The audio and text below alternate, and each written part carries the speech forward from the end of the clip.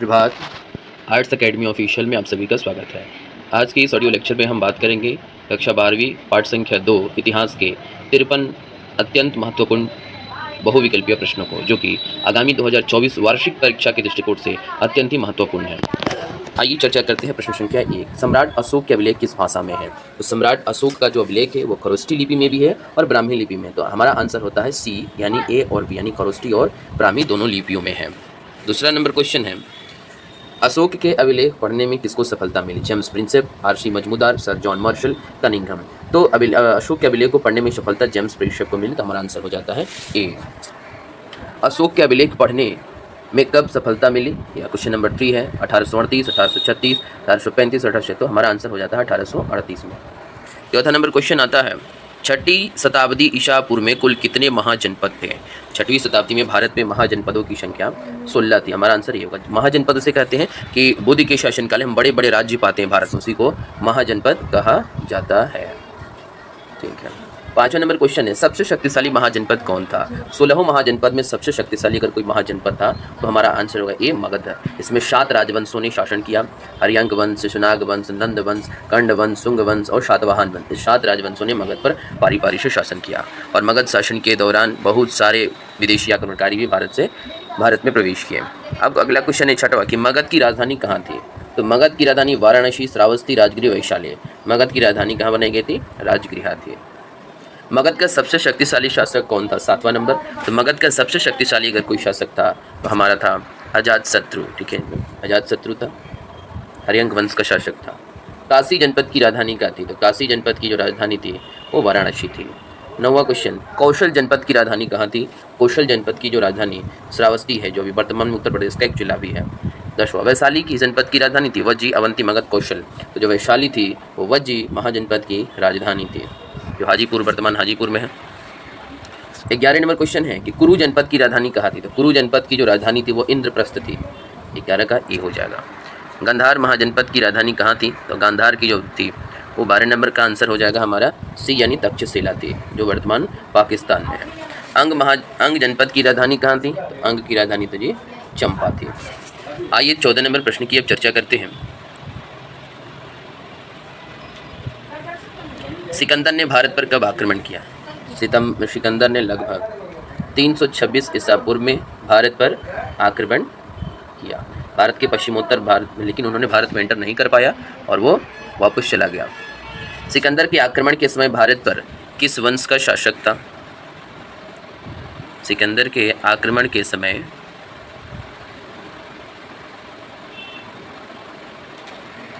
पंद्रह number question है, sorry disturbance के लिए। सिकंदर के आक्रमण के समय भारत पर किस वंश का शासक था? तो भारत पर नंद वंश का शासन था।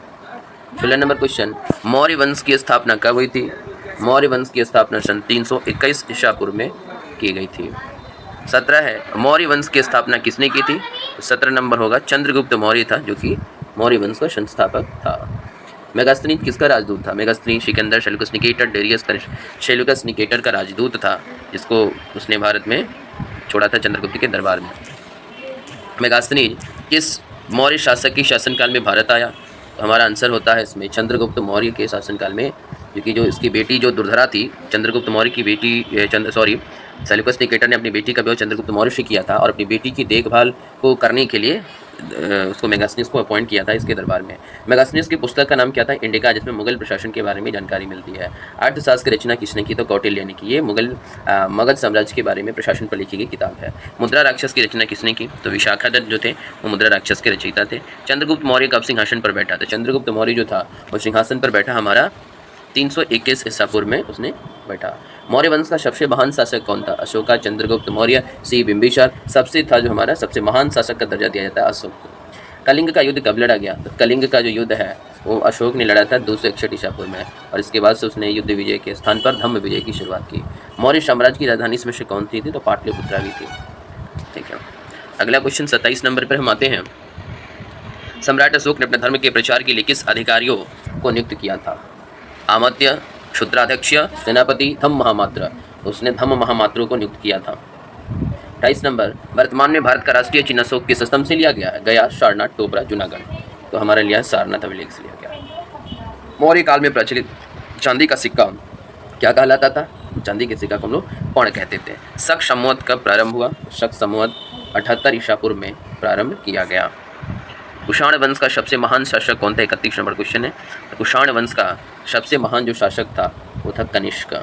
कनिष्क ने राजधानी अपनी बनाई कहाँ? आंसर होगा पुरुषपुर। कनिष्क ने चौथे महासभा का आयोजन कहाँ किया? कनिष्क ने चौथे कश्मीर के कुंडल वन में किया। बौद्ध धर्म की बौद्ध संगीति करवाई थी।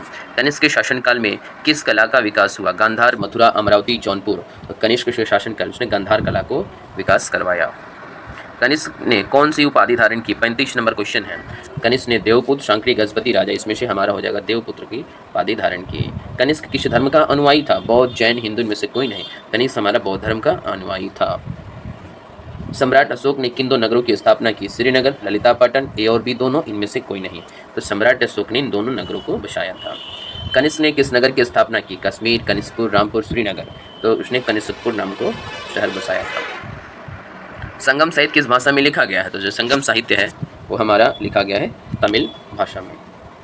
आइए अब 40 नंबर क्वेश्चन की चर्चा करते हैं। संगम शब्द का अर्थ क्या होता है? संगम शब्द का अर्थ होता है सभा। प्रथम संगम सम्मेलन कहाँ आयोजित किया गया था? हमारा आंसर हो जाएगा मदुरई, जो चेन्नई मद्रास है ना वहाँ पर हुआ था। दक्षिण भारत के प्रमुख राज्य कौन कौन से थे? चेरा, चोलास, पांड्या। ये सारे हो जाएंगे। दक्षिण भारत में हमारे 3 राज्य थे, इधर में चेरा, इधर चोलास, इधर पांड्या। 3 ये राज्य, इसी को तीनों को मिलाकर के कहा जाता है संगम साहित्य। भारत में धान रोपण की शुरुआत कब हुई? भारत में धान जो रोपने की जो शुरुआत है वो 650 से 500 ईसा पूर्व मानी जाती है। गुप्त वंश की स्थापना किसने की थी? तो गुप्त वंश के जो संस्थापक थे वो श्री गुप्त थे। प्रभावती गुप्त किसकी पुत्री थी? प्रभावती जो गुप्त थी वो किसकी बेटी थी? तो हमारा आंसर चंद्रगुप्त द्वितीय की बेटी थी प्रभावती गुप्त। अगला 46 नंबर क्वेश्चन आता है, ब्राह्मणों को दान में दी जाने वाली भूमि क्या कहलाती थी? ब्राह्मण को समेत उसको अग्रहार कहा जाता था। गुप्त वंश का सबसे महान शासक कौन था? गुप्त वंश का सबसे महान शासक था समुद्रगुप्त। समुद्रगुप्त का राजकवि कौन था? समुद्रगुप्त का राजकवि हरिसेन था। प्रयाग प्रशस्ति की रचना किसने की? तो प्रयाग प्रशस्ति जो है उसकी रचना हरिसेन ने की थी। 49 का ए हो जाएगा, हरिसेन ने प्रयाग प्रशस्ति की रचना की। 50 नंबर क्वेश्चन है, प्रयाग प्रशस्ति में किस गुप्त सम्राट का वर्णन किया गया है? समुद्रगुप्त के बारे में वर्णन किया गया है। भारत का नेपोलियन किसे कहा जाता है? भारत का नेपोलियन हमको समुद्रगुप्त को कहा जाता है। इस तरह से नेपोलियन ने पूरे समूचे विश्व को जितना चाहा उसी तरह समुद्रगुप्त ने भी क्षेत्रफल का विस्तार किया था। अगला है, समुद्रगुप्त को भारत का नेपोलियन किसने कहा था? आर ऋषि मजमुदार महोदय ने इसको भारत के नेपोलियन की संज्ञा दी थी। हर्षचरिता का लेखक कौन है? तो आंसर हो जाएगा बाणभट्ट हो जाएगा। इसी के साथ हमने 53 क्वेश्चंस की चर्चा की, जो कि पूर्ववर्ती बोर्ड परीक्षाओं में भी पूछा जा चुका है इन प्रश्नों को, और ये प्रश्न संभावित प्रश्न भी बन सकते हैं 2024 के लिए। जो लोग हमारे चैनल पर नए हैं कृपया हमारे चैनल को सब्सक्राइब करें, लाइक करें और शेयर करें, ताकि आप सबको रेगुलर अपडेट मिलता रहे। धन्यवाद।